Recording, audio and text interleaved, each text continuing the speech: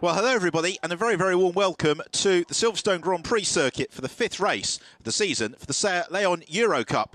We've already been to the Nürburgring and Salzburgring. We now have the 5.8 kilometre challenge of the Silverstone Grand Prix circuit ahead of us. Two races this weekend, and we have got 11 laps, or up to 40 minutes to look forward to. Over the next 40 minutes, hopefully the weather will hold off, because it has been alternately wet, cloudy and sunny throughout the course of the day. Thunderstorms were forecast for this afternoon, but as yet we have not been afflicted by them. So it's hello from myself, Ben Evans, as we go down to the grid, which is headed by Ferenc Fitzka, the Hungarian driver who shares the front row of the grid with Paul Rosell. Rosell, the ex-GT Open racer, coming into the weekend fourth in the championship standings. Leading the championship, by the way, Steen Poulsen. As third on the grid is car of Manuel João. João, who has been on the podium once this year. That was a second place in race 2 at the Nürburgring. Always a very nicely livery car, that, for Manuel João. So here then is the championship leader, the Danish driver, Steen Poulsen, and Poulsen, who has been the only driver to score a double victory this season. That was the second of the races at the Nürburgring, the first at the Salzburgring. Fifth on the grid, Marcos de Diego, the Spanish driver, who moves across from the Clio Eurocup. And then next up is Antonio Martinez, making his championship debut this weekend. Martinez absolutely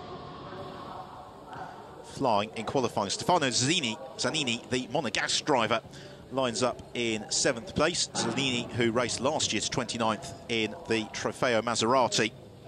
Enjoying the tricky conditions that greeted the drivers in qualifying this morning. Gabor Weber then in 8th place on the grid. Weber, a former South Leon Eurocup champion, going back to the 2010 season, also twice the Hungarian Clio Cup champion. Second in the championship standings and victorious in the first race of the year at the Nürburgring is the Swiss Stefano Camini. And Camini, though, plenty of work to do. That said, the grid is somewhat jumbled. It was very wet, very greasy in qualifying earlier on. It stopped raining during the lunch break, and thereafter we haven't had precipitation. Track, though, has been a little bit slippery. So here's the grid in full then. Ferenc Fitzka on pole, alongside him Paul Rosell. Then row 2, Manuel João and Steen Poulsen. Row 3, Marcos de Diego and Antonio Martinez. Then Stefano Zanini and Gabor Weber on row 4, ahead of Stefano Camini and Jose Monroy. Jordi Oriola and Norbert Toth, who turned 16 this week, and this is his first ever race. Amalia Vinez, the Andorran driver, shares row 7 with Alex Carbonell, that's Fran Rueda and Lorenzo Veglia. Jürgen Schmal and Mari Baus-Coppens in 18th place. Marco Pellegrini and Adina Boos, Piers Ward, who is a journalist at the Top Gear magazine, and then Julien Brichet sent to the back of the grid. So Brichet, an awful lot to do for the driver, who comes into the weekend third in the championship standings. So what have we got to look forward to? Well, it's an 11-lap race. All the drivers are in the Mark III South Leon Eurocup racer. It is powered by a 2-litre TSI engine that produces 330 brake horsepower. It's a turbocharged 4-cylinder engine, i.e. it's quick. The car looks absolutely fantastic. It is also propelled via front-wheel drive and a 6-speed sequential gearbox. It weighs just over 1,100 kilograms. They all run on a control compound Dunlop tyre as the grid begins to clear. This is a new championship for the 2014 season, and has already been incredibly well received. When the cars rolled out for the first time this year at the Nürburgring back in May, everybody in the paddock stopped to look. They thought, wow, these cars look absolutely brilliant. We have been rewarded with 4 fine races so far this season. The 2 races this year are going to take us up to the halfway point of the championship, and then we will be visiting Spa, Monza and the Circuit de Catalunya to bring the season to a conclusion. So cars about to be waved on their way for the green flag formation lap. The race can be underway a few minutes later than planned, and the reason for that is that because qualifying was wet earlier on, the pit lane was opened for an extra 5 minutes to allow the drivers to do an additional inspection if they wanted to, and they were able to get the cars back to the grid and in the conditions exactly as they wanted, and then they are able to circulate.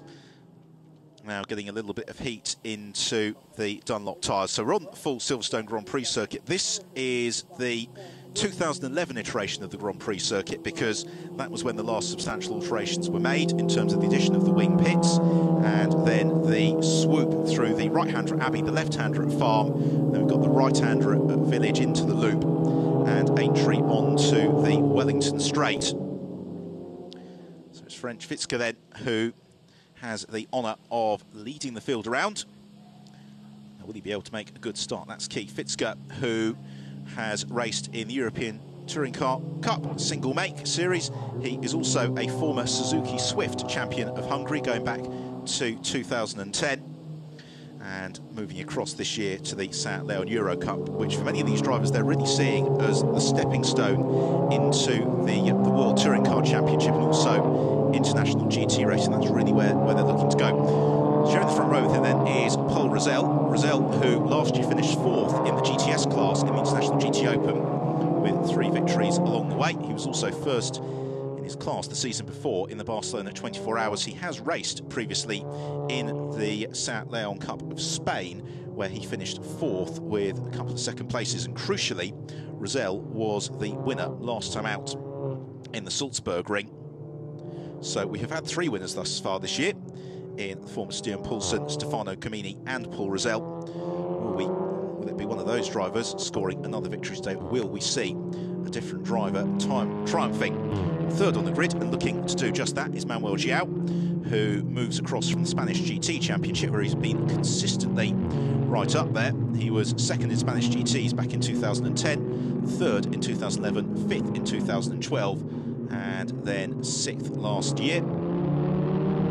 He's also raced in the International GT Open. He's had 1 podium to his credit this year, which was the 2nd place at the Nürburgring. But more importantly, he has been consistent. He's also had 2 6th places and a 9th place as well. To explain how the point mechanism works, though, the qualifying session gives us 3 points for the driver who gets pole, 2 points for the driver who gets 2nd, and 1 point for the driver who gets 3rd.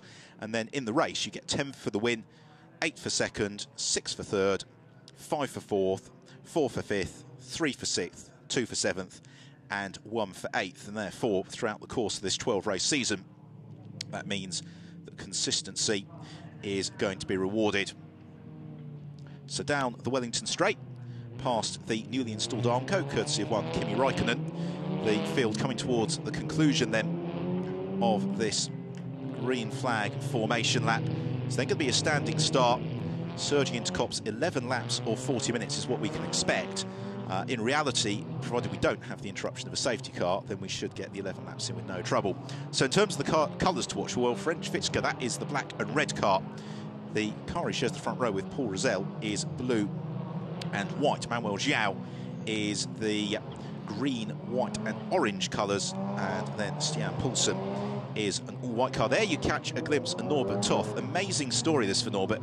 He registered at the start of the season when he was just 15 years old. He turned 16 this week, quickly got his racing licence together and came out onto the grid to join us at Silverstone this weekend, as all smiles in the pit garages. The cars beginning to come to their marks, ready for the study start. There's the 28 car, Fran Rader, who showed very brightly at the Nürburgring at the start of the year. Was surprised to see him actually as low down the grid as this. But to reiterate once more, this is a very jumbled grid to what we were expecting because the conditions were so difficult in qualifying.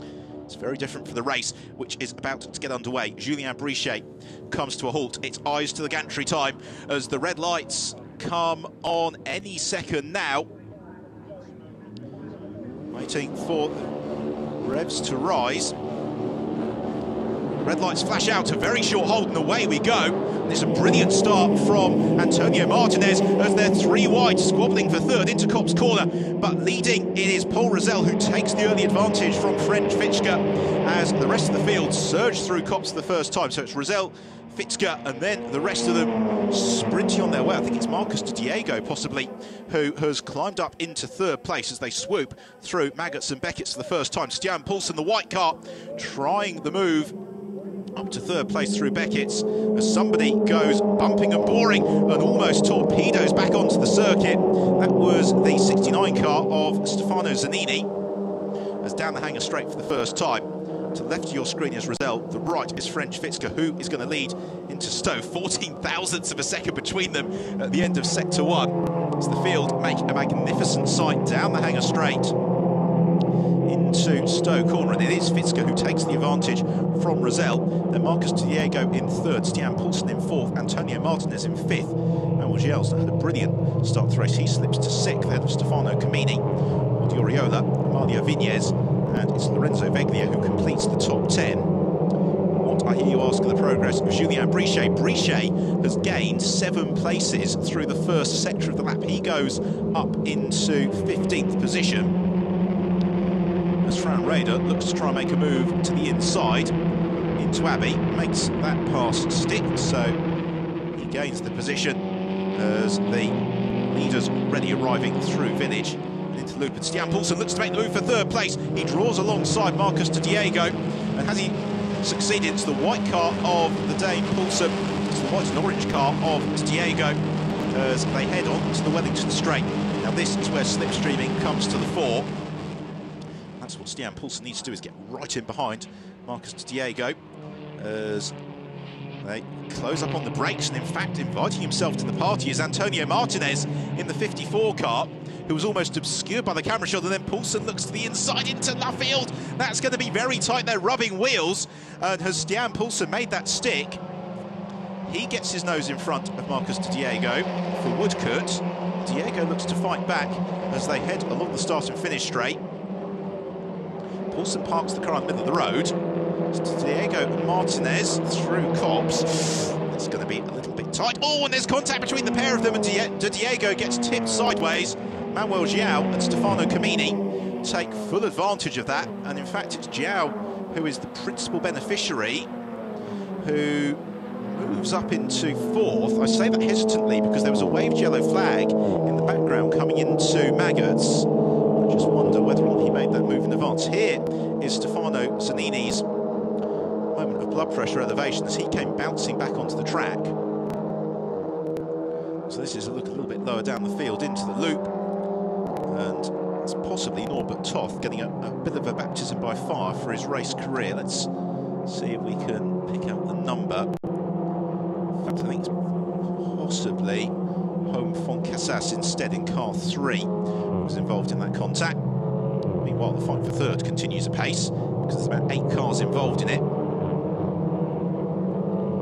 Plenty of frenetic jostling for position in these early stages. The race really hasn't settled down, except to say that French Fitzke leads, Paul Rosell is second, Stian Poulsen in third, and then it's gloves off as Stefano Camini and Manuel Giel go side by side through Abbey. Decide that was fun, attempt to do the same at Farm. Giel covers the inside line, Camini looks to the outside, and that should give him the inside line for the loop, and he's able to fight his way back past. Camini gains the position. That is for 5th place, although Giel looks to retaliate as best he can down the Wellington Straight. It means that Camini covers the inside line. They've also got Marcus Diego looking to recover after that contact. He slides to the inside of Jordi Oriola in the bright green car. Then they have got Lorenzo Veglia next along, and then Julien Brichet it is who has come charging up from the back of the field, and Brichet is possibly going to gain another place here. We'll see as the camera angle widens out as they come out of Woodcourt. There's Lorenzo Veglia, and to the inside of him is the number 2 car of Julien Brichet. He can't quite make the move stick on Veglia. This is absolutely frenetic, and we are only on lap 3. So we're really watching the battle for 7th place at the moment, headed by Marcus Diego. Then it's Jordi Oriola, then Lorenzo Veglia, with Julien Brichet having invited himself to that party in 10th position. He needs to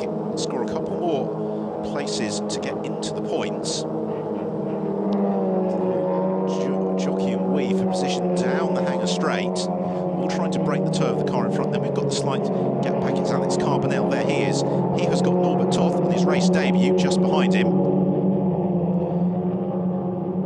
Once again, Manuel João busy defending from Marcus Diego on the brakes into, and onto two wheels, all of them through Vale. They were hooking the wheels over the curbs. The car flicked up onto two wheels, bumping and bouncing its way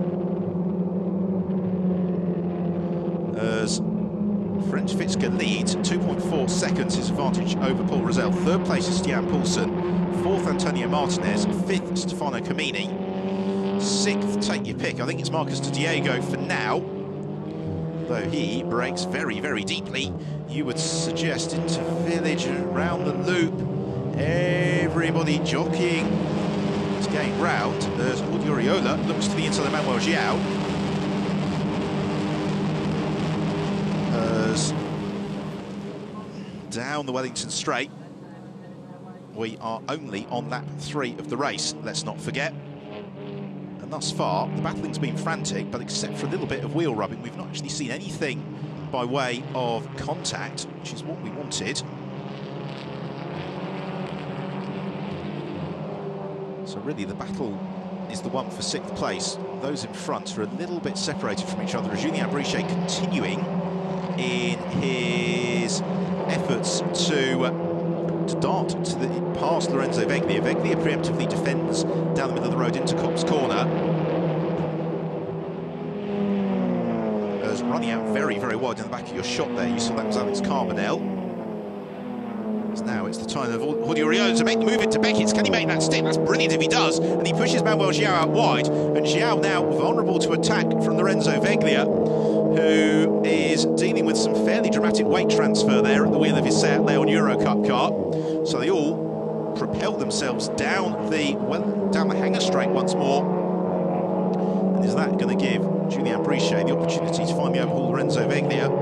Possibly. Brichet looks to one side, then the other. He's got the inside line for Stowe. And more importantly, he's got the car through. Job done. Pre-apex. That is what they were looking for.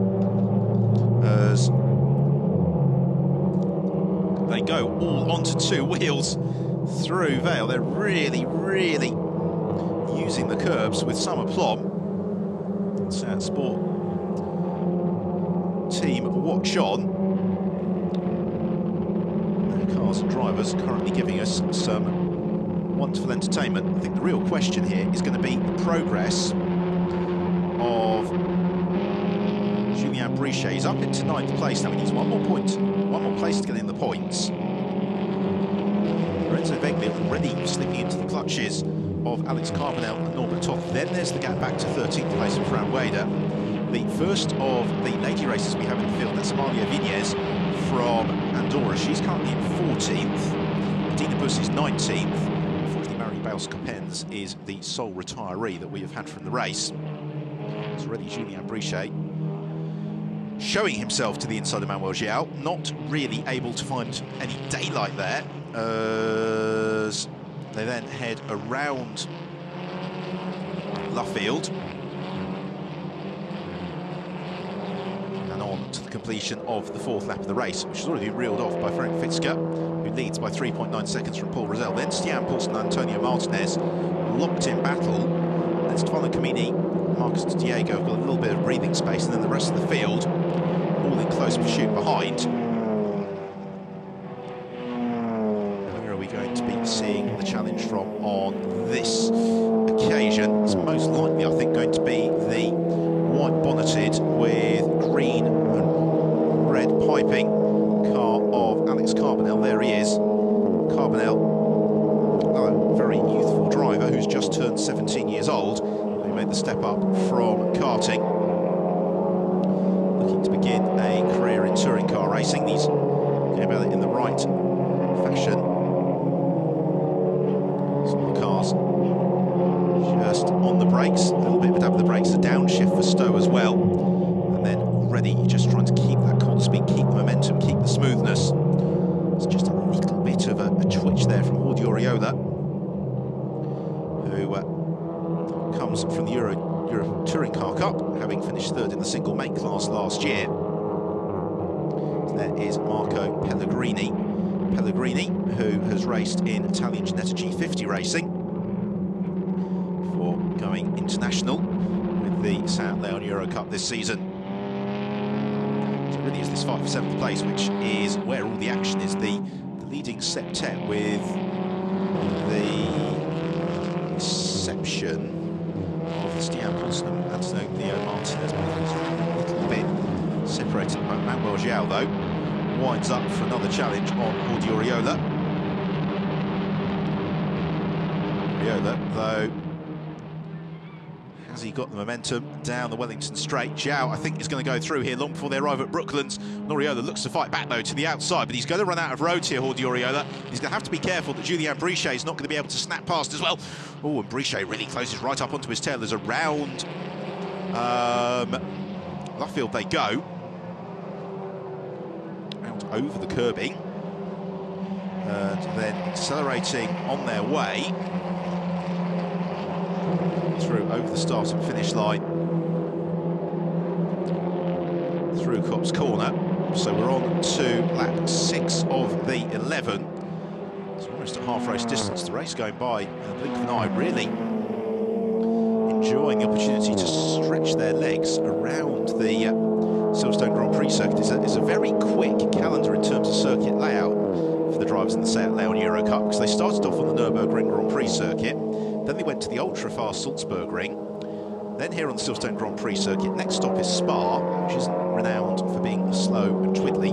Then on to Monza, ditto, and the circuit to Catalunya provides some equally entertaining challenges, as Stian Poulsen has got himself right on terms with Paul Rosell, and that's come out of nowhere. I suspect there was a mistake, possibly, that we missed off camera from Rosell, because suddenly Stian Poulsen is right up onto his tail. So Stian Poulsen closing, all the while on to Paul Rosell. Now this, in the championship, is quite important, because Stian Poulsen leading by 6 points coming into the weekend, almost makes contact with Rosell as they turn through village, then looks for the switch back to the inside into the loop. There's no space there, surely. Poulsen realises that just in time, gets right out of the manoeuvre. But has that cost him momentum onto the Wellington Straight? That's going to be the challenge here for Paul Rosell. Is whether or not he can keep Poulsen behind him. The challenge for Poulsen is whether or not he's carried enough momentum through. As the pair of them battle, Antonio Martinez, Stefano Comini joining in, and now Poulsen pulls the pin, goes very late into Brooklands. Rosell looks to fight back alongside him through Brooklands, but there's no way to retaliate. So Poulsen, second place in the white car, the white and blue car. That's Paul Rosell. He slips to third. The white and different shades of blue car is Antonio Martinez in fourth. Stefano Comini, the Swiss driver, in fifth position. Stefano Comini, a former Megane Euro champion, former Italian Clio Cup champion as well. What can Comini do there? He is car number 25. Well, the first task is to overhaul Antonio Martinez. The second task is then to overhaul Paul Rosell. But what he'll be hoping is that Martinez can force errors from Rosell. And you can see how hard Rosell's trying.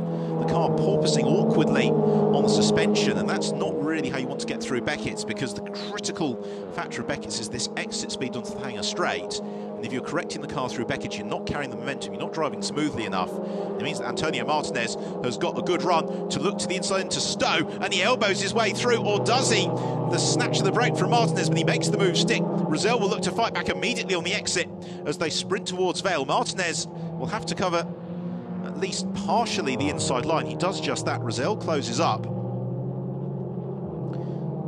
So the three cars separated by 3 car lengths. Exit club corner and head on their way. There's the race leader. We've not seen much of him, Frank Fitzger. He leads Stian Poulsen in second. This will extend his championship lead.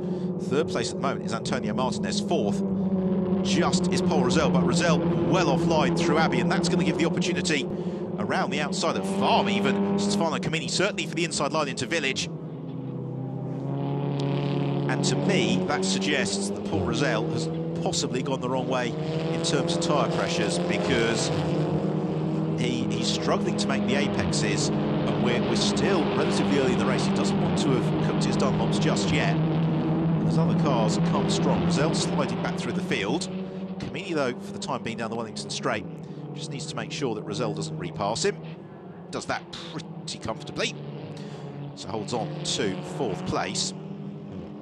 Immediately sets off in pursuit of 3rd place man, Antonio Martinez.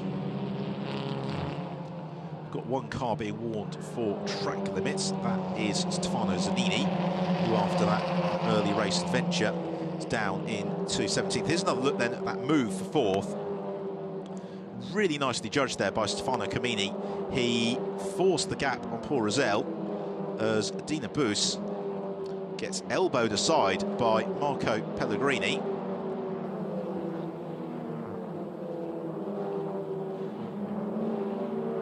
So we are on lap 8 of the race. It is really flying by. And it is Frank Fitzger who leads now by well over 5 seconds. Stian Poulsen in 2nd place. He's got about a second over Antonio Martinez, who's got half a second over Stefano Camini. Then we've got the recovering Paul Rosell, who, having been shuffled through that pack, now seems to have regrouped a bit, got his rhythm back. So he's in 5th, 6th is Marcus de Diego, 7th is Manuel Giao, 8th Jordi Oriola, 9th is Julien Brichet, and 10th is Lorenzo Veglia, with Norbert Toth in 11th, clear of Fran Rueda, Alex Carbonell, Jose Monroy, Amalia Vinez, Jürgen Schmal, Stefano Zanini in 17th, and Marco Pellegrini, Dina Bus, Home Font Casas, and then Piers Ward it is, who completes the field. And Piers Ward, the only driver who's really not in contact with this train of cars, because the top 20 cars are only separated by 26 seconds, but what that really means is that 2nd through to 20th is separated by just 19 seconds, so it's only a second interval at most between anybody. Therefore, it shows that the formula is working just perfectly. The cars are, to all intents and purposes, absolutely identical, and the driving standard is very, very high. Powering down the Wellington Straight, fight for 2nd, and Stefano Camini's not really yet gone to terms with Antonio Martinez. He's going to run out of laps with which to do so here at the conclusion of this 8th lap. There's only going to be 3 to go at the end of it. There is Rosell, car 12. Marcus de Diego in 6th place, also looking to join in. Then there's a near enough 3-second deficit back to Manuel Giao in 7th. But certainly leading, or 2nd through to 6th rather, all fairly closely bunched still. What can Marcus de Diego do about closing back in? Former Clio Eurocup race, also raced to 3rd place in the 2010 Seat Cup of Spain. Through Beckett, Stefano Camini, you get the feeling it's not quite an air of inevitability about this, but I think he's just beginning to wind up here for a challenge on Antonio Martinez. So Frank Fitzger, the Hungarian driver, coming in off the momentum of an excellent 2nd place last time out at the Salzburg Ring. Also was in the points of the Nürburgring with 4th in the 2nd of the races there. Commanding this one very nicely in his Gaspar Racing entry. Now, where is the challenge here? It's Jordi Oriola, who has got Julien Brichet right on his tail. This is the fight for the final position in the points. Julien Brichet may well be demoted to 4th in the championship standings anyway at the end of this race due to the progress of Paul Rosell, but nonetheless he can get himself at least a solitary point from his efforts today. Then that will be something. Jordi Oriola is going to prove to be a tough man to overhaul. Oriola, who has been in the top 10 in every single race, he's had 3 finishes tied the top 6. Turns into the loop, and they pick up the throttle through Adrian to Wellington Straight. It's a really nice flowing section of the circuit. This is Camini, as predicted, now really beginning to ask the questions of Antonio Martinez, as he needs to do, because we are running out of laps here. It's going to be just 2 to go at the conclusion of this one. Antonio Martinez and Stefano Camini would both very much like to be on the rostrum.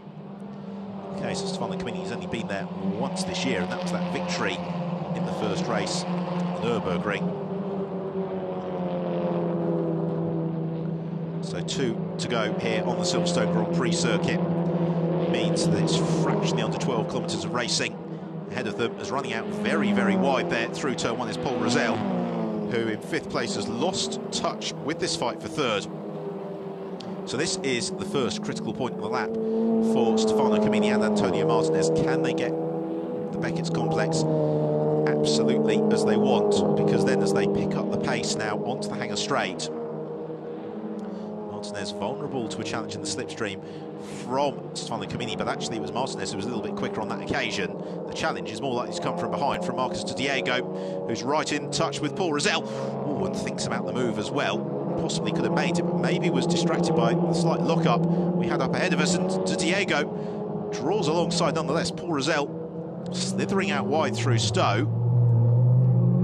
He's got the inside line for Vale, and that is the critical factor, as there was an instant behind at Stowe. We saw the smoke in the background. There was a tangle there, I think, involving Jordi Oriola, who was disappearing sideways. And yes, there is a big gap there. You can see at the back of your picture where Julien Brichet and Jordi Oriola should have been. So something happened at Stowe. We just caught a very brief glimpse of the smoke in the background. So on the penultimate lap of the race, the drama started to come together as Stefano Camini's had a poor lap though. He's lost touch with Antonio Martinez a little bit. Instead, we've got the battle for 5th and 6th to entertain between Paul Rosell and Marcus de Diego. As all the way down the Wellington Straight they come once more.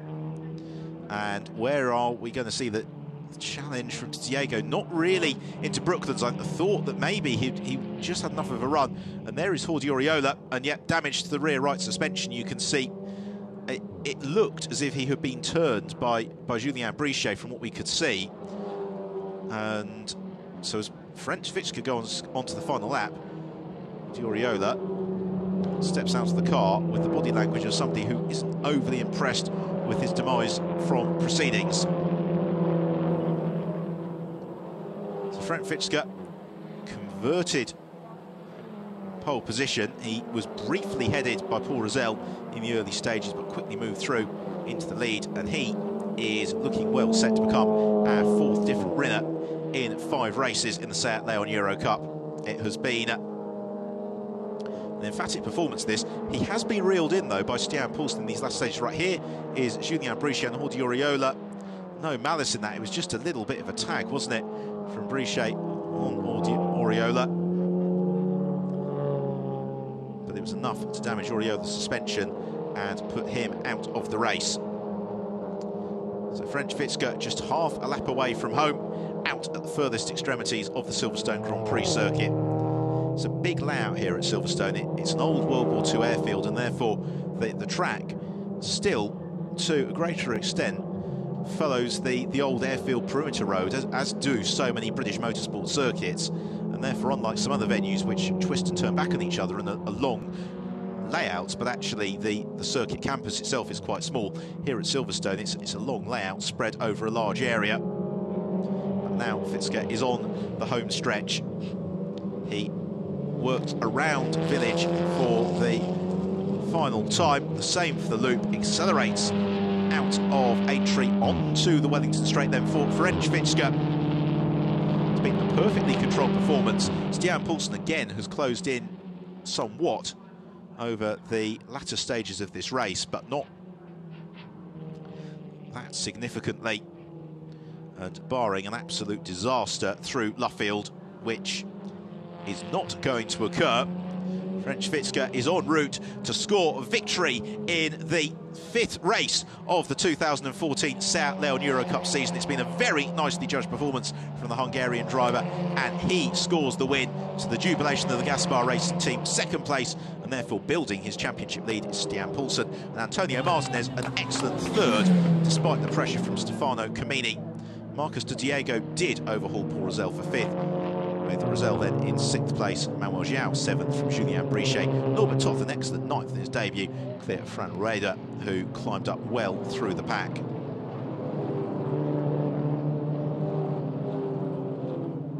In fact, Toth overhauled on the last lap. So Fran Rader in 9th, Norbert Toth completes the top 10. From Jose Monroy, Alex Carbonell, Amalio Vinez, Stefano Zanini, Marco Pellegrini. And here is the explanation as to why Norbert Toth was possibly changing positions late in the race. Contact there with Jose Monroy as they disputed 10th place.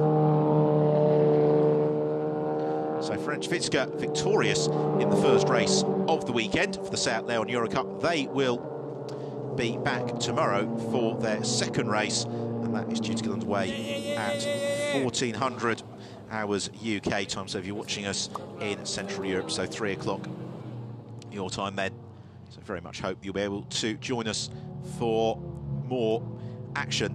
Well, despite those smatterings of contact in the very late stages, it's been a frenetic but very clean race. It's really been a feature of the Seat Leon Eurocup this year, is that the racing has been very close, very competitive, but driving standards have been very high, really consistently throughout the season so far. So let's have a look then at the results. French Vitska victorious, Stian Poulsen in second place, and he sets the fastest lap. Antonio Martinez in third from Stefano Camini and Marcus de Diego. Paul Rosell in sixth from Manuel Joao. Julien Brichet, last of the point scorers from Fran Wader. Norbert Toth, Jose Monroy, Alex Carbonell, Maglio Vinez. Stefano Zanini recovers from that big moment on lap 1 to finish in 14th place. 15th goes the way of Marco Pellegrini from Medina Bus, Home Font Casas and Piers Ward. Lorenzo Veglia, late race drives for him. Jordi Oriola, likewise very disappointing for him to be into retirement. Jürgen Schmal, Barry Bals-Capens also didn't quite make it as far as the checker flag. So around and back to the podium for French Vitska, Stian Poulsen and Antonio Martinez. You can see that Vitska is rightly enjoying this moment, basking in the July sunshine, which has finally appeared here at Silverstone. The weather forecast for the afternoon was beginning to verge in the apocalyptic. We had something like 3,000 lightning strikes across the UK on Thursday night. And the weather forecast was for much the same this afternoon. It has not materialised, and now the sun has come out. Perfect conditions for motor racing, and they're conditions that have been rewarded with a really very enjoyable race from the Seat Leon Eurocup. So French Vitska rolls into the pit lane and part ferme. From there, he will be swept up onto the legendary Silverstone podium, because one of the real beauties of this championship is that 5 of the rounds are at current Formula 1 circuits, and the other race at the Salzburg Ring, a really legendary international motorsport venue, home, of course, for many, many years to the cars in the motorbike Grand Prix, or rather the bikes of the motor Grand Prix world, and now also around the World Touring Car Championship. So the Hungarian flag being waved proudly, and rightly so. Motorsport hugely popular in Hungary, as is evidenced really whenever there's a race meeting on at the Hungaroring. There's always plenty of fans swooping in early in the day. So Antonio Martinez enjoys the congratulations of his mechanics and well-wishers. Overjoyed French Vitska hops out of the car. Handshakes and hugs all around. It was a beautifully judged performance. It's one of those races where driver fitness really came to the fore as well. A hot day, hot work in the cockpit. But Vitska dominated the race, was never really looking like he was going to be overhauled once he moved past Paul Rosell in the early stages of the race, and he gives the thumbs up to the cameras. Stian Poulsen, well, the Norwegian driver, plenty for him to celebrate, because as a result of today's result, it's another 8 points to his championship haul, and therefore he moves up to 35 points. Stefano Camini, who came into the race on 21 points, well, he only scores another 5, so he goes into 26 points as we take a look back at the highlights of the race. with it being a good start from Paul Rosell from the inside of the front row. It was Rosell who led into Copse Corner for the first time as Marcus Diego was able to prevail from a 3-wide scrap a little bit further behind. Then as Rosell ran a little bit wide, Beckett, Stefano Zazzini did the job properly, sending those around scattering. Julien Brichet made brilliant progress in the early stages and eventually was able to race his way up to 8th place at the flag. That pass on Lorenzo Vegli, the pick of the bunch. Jordi Oriola showed very strongly as he battled with Manuel Giao. What was really the fight of the race, the one for 7th place as it transpired. Stian Poulsen showed why he is leading the championship, steadily climbing up through the order, picking the right moment to move clear of Paul Rosell, and thereafter set about reeling in French Fitzka. He got halfway there, but it wasn't quite enough to catch the Hungarian. As Rosell faded late in the race, Antonio Martinez was promoted to 3rd. Stefano Camini moved up to 4th as a result of that manoeuvre. However, French Fitzka, once he got into the lead, was able to comfortably extend his advantage, came through to score an excellent win. So 5 races down, 7 to go in the Seat Leon Eurocup season. It is a season that is still, I'm sure, going to be one full of twists and turns, because while Stian Poulsen is building to his points tally, there are plenty of other drivers, as we're seeing, who are perfectly capable of winning races and challenging on to the podium. It's an opportunity for the spectators to enjoy an ice cream and maybe find a little bit of a spot in the shade. It means that very shortly we will be having the drivers up onto the rostrum. If you do want to find out a bit more about the Seat Leon Eurocup, then do visit their website, www.seat-sport.com/Eurocup. And there it's an excellent website full of plenty of information about the championship, all the teams and drivers that are entered. So on to the podium. First of all, in 3rd place, Antonio Martinez. 2nd place, Stian Poulsen, our race winner, French Fitzka.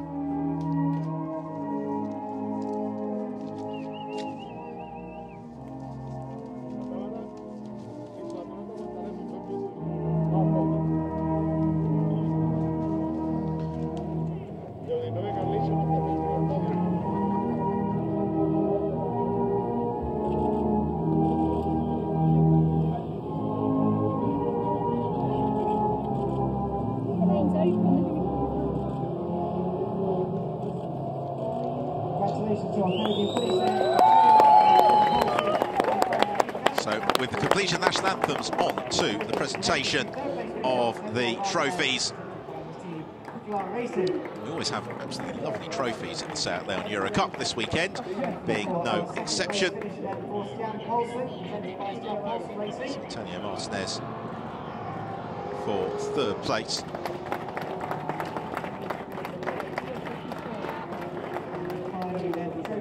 So our runner-up then, Stian Poulsen. And our race winner, French Fitzka, celebrates on the top step of the rostrum here at Silverstone in the Seat Leon Eurocup. Thoroughly entertaining race in the July sunshine. And tomorrow's race will bring us to the halfway point of the season. So with the presentation of the trophies more or less complete, it is time to pose for the cameras with the team members and drivers. Thumbs up all around, 3 very happy drivers. And then they won't spray the champagne because they have another race tomorrow, which means it's time for myself, Ben Evans, to say thank you very much for your company. Look forward to joining us tomorrow for the 6th race of the season in the Seat Leon Eurocup.